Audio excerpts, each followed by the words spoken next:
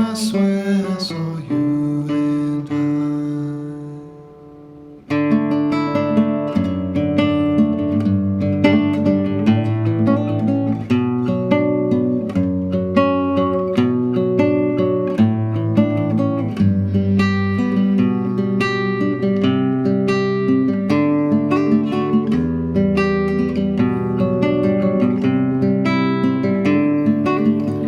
and walked out this morning like a veil had been removed from before my eyes. First time I saw the work of heaven in a line with the hills and a mirror to the sky. And all around me, every blade of singing grass was calling out your name, that our love would always last. And inside every turning leaf is the pattern of an older tree, shape of our future, the shape of all our history. And out of the confusion, where the river meets the sea, came things I'd never seen, things I'd never seen. I was blind to my senses, I was blind. Now that I can see every sign, posting nature say you belong to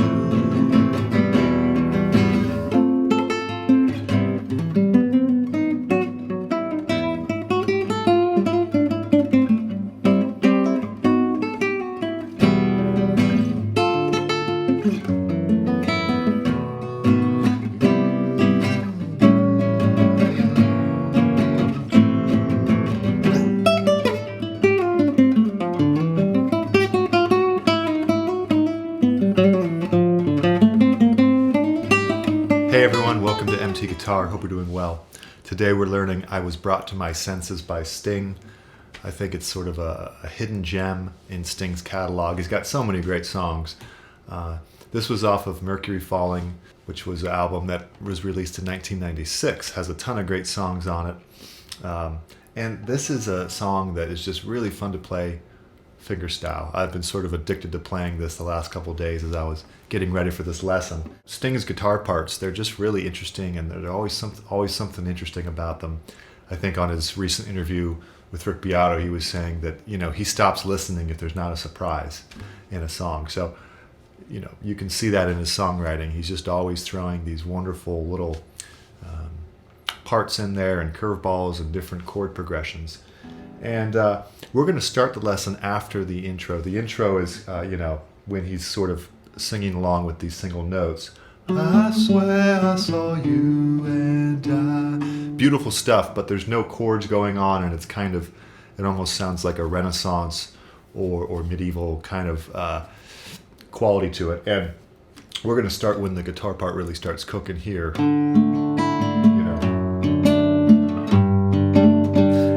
And it's just really, it flows off the fingers really well. Let's talk about this song a little bit. Before he starts singing, he starts in the key of D. Here's a first inversion, that's a D over F sharp. Here's a G, and then an A. So that's a 1, 4, 5. Here's a B minor, that's a 6 chord, 3 chord, and then 5 chord. But now he modulates to G. Really great stuff. I know Sting's a big fan of Bach and other classical composers, Baroque, etc. So he kind of knows his stuff, right? So now we're going to do the same progression in G. G, first inversion, which is a G over B, C chord, D chord. So that's a 1, 4, 5 again. Here's the 6 chord, E minor. And then he goes to the 3 chord. Okay, 4 chord, 5 chord. So he does the same exact progression in the key of G, and then the song, begins with his lyrics there in the key of G. Let's talk about the saxophone solo as well. I was just floored by the saxophone solo, and I was like, who did that? I knew it was a jazz saxophonist. I thought maybe it could be Michael Brecker, and it was actually Branford Marsalis. So you may recognize that name. His brother Wynton Marsalis is probably a bit more well known. He's the director of jazz at Lincoln Center. But Branford Marsalis is just a ripping saxophone player, and the solo that he plays on this is just like incredible. And I especially like the part when Sting says, "You belong to me," and then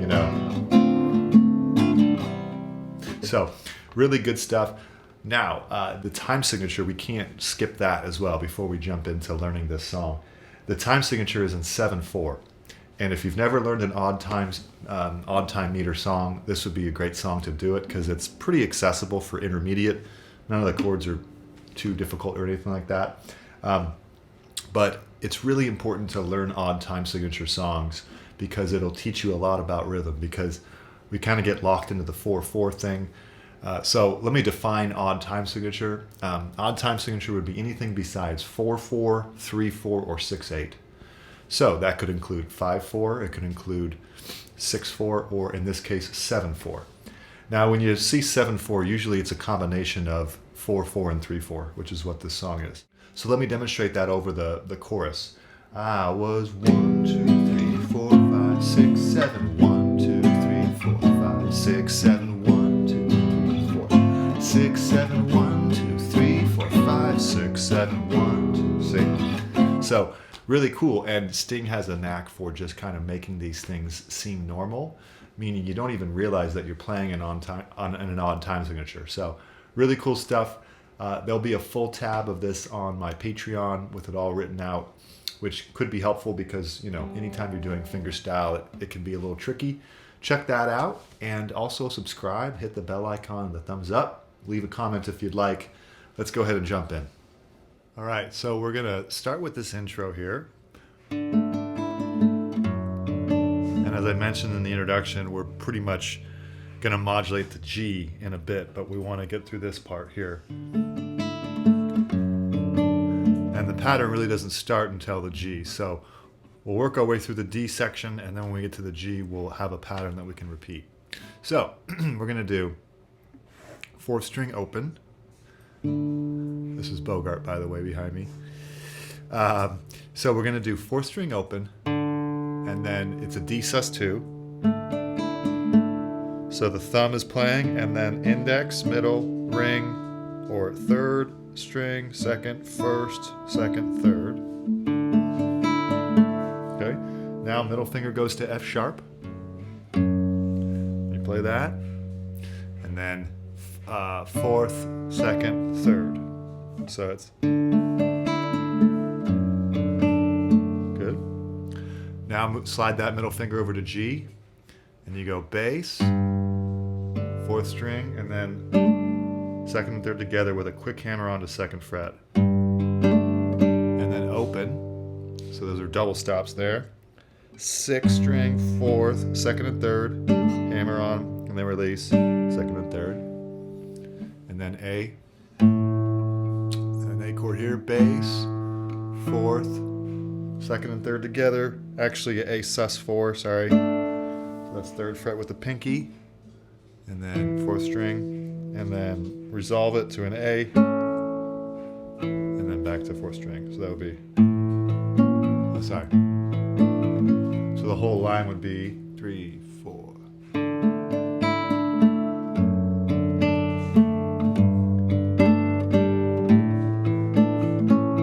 Nice. Okay. B minor. We're gonna go 5th, 4th, and then 2nd, 3rd. Notice my right hand, thumb, index, ring, middle. F sharp minor, 6th, 4th, 2nd, 4th. So that's. And then back to B minor, same thing. This time, though, we go to the 4th string on the B minor, so 5th, 4th, 2nd, 4th, and then A chord. Same as before. Okay? So that's whole line would be.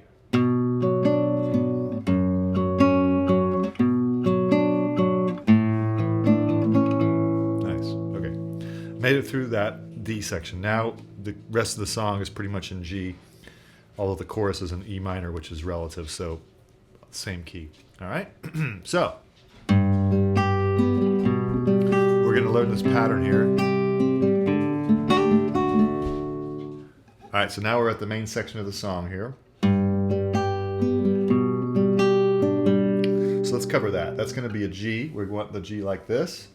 We're going to go 6th, 3rd, 1st, 2nd, 3rd. Then we go to a G over B. So keep your pinky where it's at. Move the 3rd finger to the 2nd string and the index finger to the 2nd fret 5th string. This is a G over B with a slightly different voicing. Okay, so from here, and then you go 5th, 3rd, 1st, 2nd, 3rd. So it would sound like this.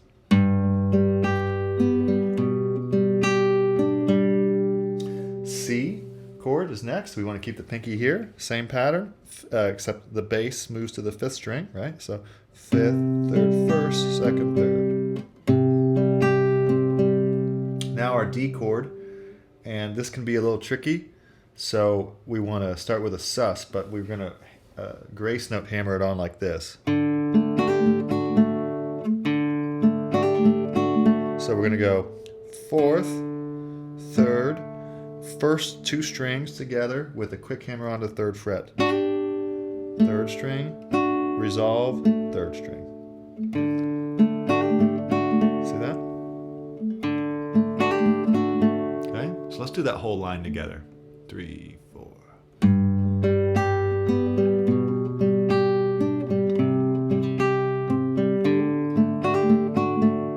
right, you might want to get that nice and solid before you move on.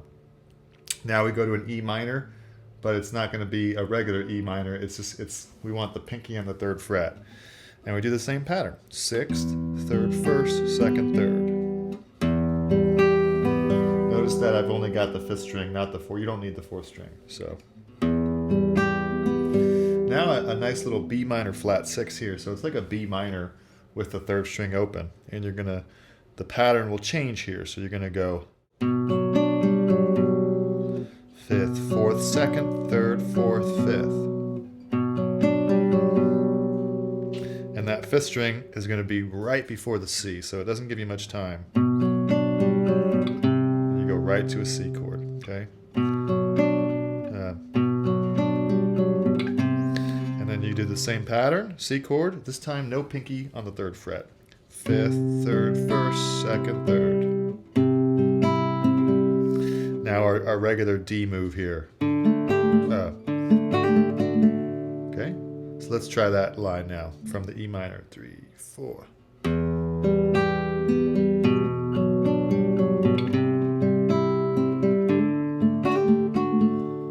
Okay, believe it or not, that's most of the lesson right there. So that's important to get. The second half is a slight. There's a slight alteration here. So why don't we run that entire thing, because it's worth being really solid. I'll try to remember to be slow here, okay? 3, 4.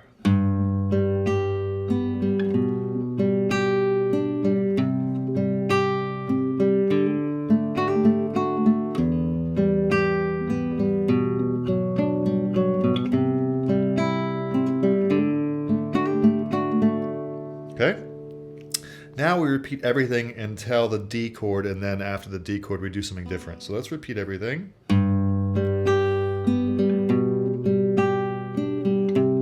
Here's the D. Okay, instead of going to the E minor here, we're going to do a D sharp diminished, which is here. So that's 1, 2, 0, 2. Notice the fingerings, index, ring, pinky. And we're going to go the same right hand pattern as the D chord. So it's going to be 4th, 3rd, now the first 2, and you want to slide it to the 3rd fret. And then 3rd string, and then back to the 2nd fret.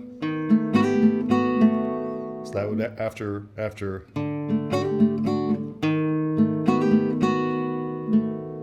so it's one more time. Now we go to an E minor, but because of this 1st fret, we want to have the E minor bass actually be on the 4th string 2nd fret. And you're going to do a similar move here. bass or fourth string, third string, first two strings slide up to the third fret.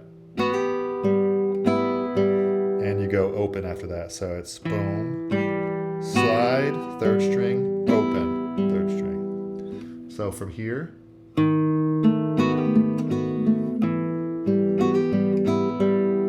okay, now the C chord just as normal before. And the D chord. Okay, that's the entire verse. So let's take the second half of this verse here. 3, 4. C. Here's the D. D sharp diminished.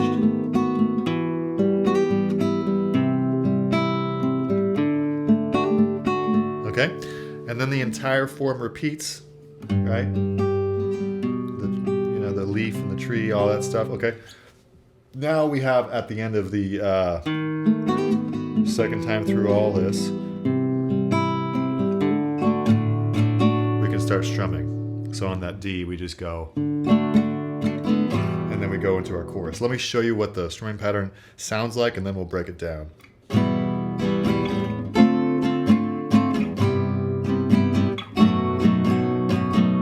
All right, so the strumming pattern is down, up, on the E minor. Now at D minor 7, we go up. Okay, that's D minor 7, 5, 7, 5, 6, 5, right?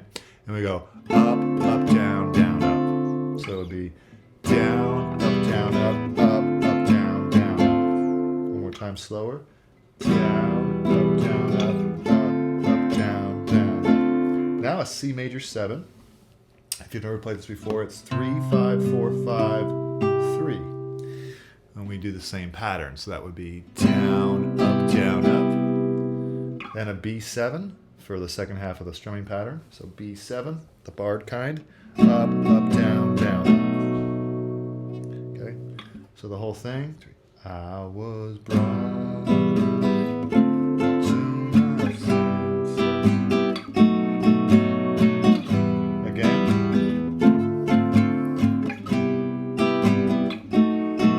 Third time is different. So that's 2 times.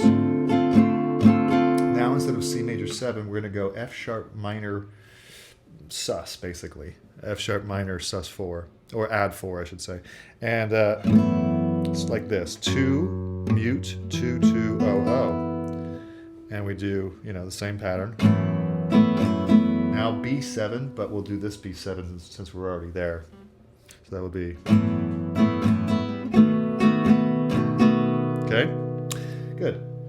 Now we're at the end here, and the first chorus, it just does two chords, and then it goes back into the verse. So this first chorus here, C major 7, and then A7, and I would recommend this A7, 5, mute, 5, 6, 5 with this fingering. Okay,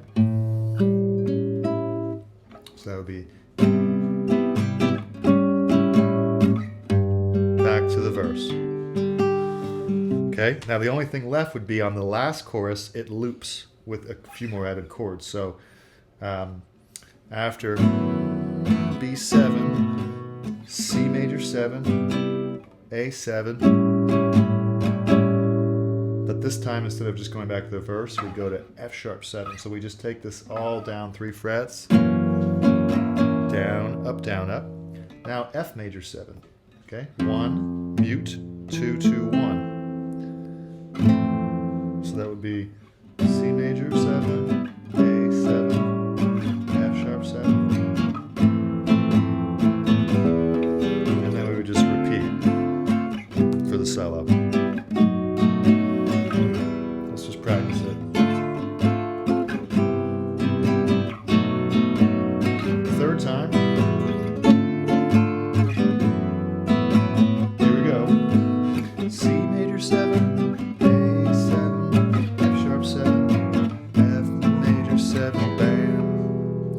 And this is all 7/4, but I haven't made a huge deal about it because it'd be better if you can kind of feel it and hear it instead of count it.